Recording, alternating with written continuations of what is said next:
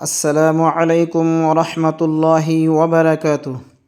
সম্মানিত মুসলিম ধর্মপ্রাণ ভাইরা, আগামী 30 ও 31 ডিসেম্বর, 1 জানুয়ারি অনুষ্ঠিত হতে চলছে বিশালগড়ে ত্রিপুরা রাজ্যের স্টেট ইজতেমা।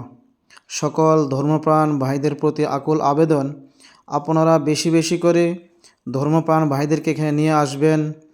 এসে নিজের ইসলাহ এবং দেশ ও জাতির জন্য শান্তি কামনা করবেন।